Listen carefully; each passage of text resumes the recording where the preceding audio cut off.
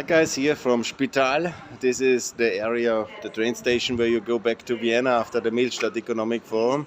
I really enjoyed it. It was a good debate and I loved it, the debates, and I couldn't speak a lot. Unfortunately, there was not a lot of participation, but maybe I missed some of the opportunities. But it was good discussions and I really liked it. And I repeat, I'm not a rebel, as somebody called me, a rebel with 55. I'm not a rebel without a cause.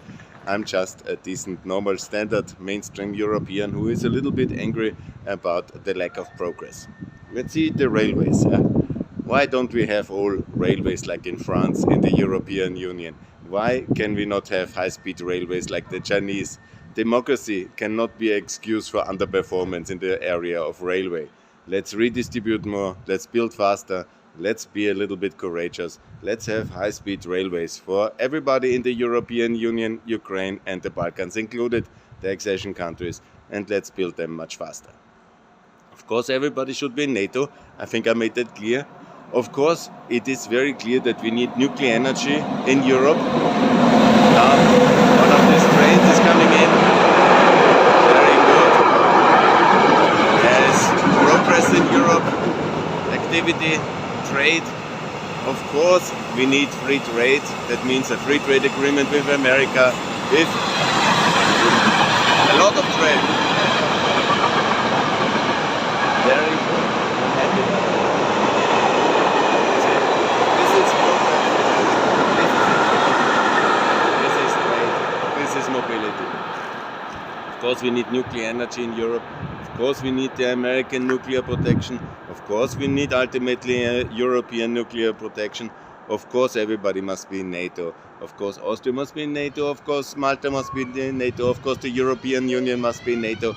Of course, we say yes to the nuclear umbrella of the Americans, but we should also extend the French and later the British nuclear protection to the whole European Union and NATO. Of course we should, and of course we will.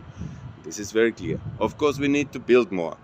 9 million Austrians. Of course, we will have much more in Western Europe in the future because more immigration will come. We need more openness to trade and to people, and we need also then to build more.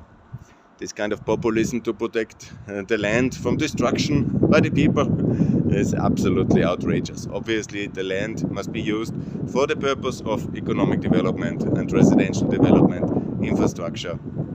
That must be done.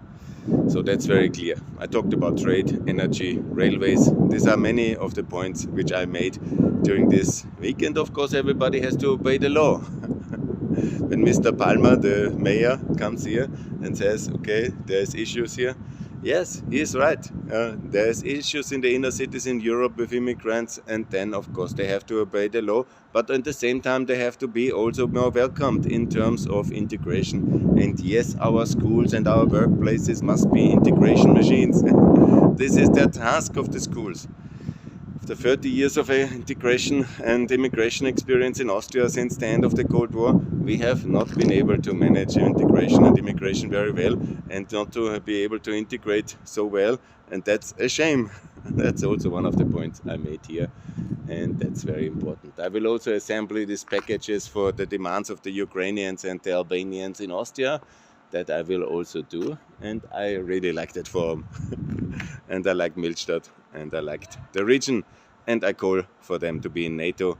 Of course, to have the free trade agreements, the railway investments, more money at the EU level, and more Europe is the answer, and more open Europe is the answer, and of course more NATO is the answer, and of course the free trade agreements are the answer, and this is the way for economic growth.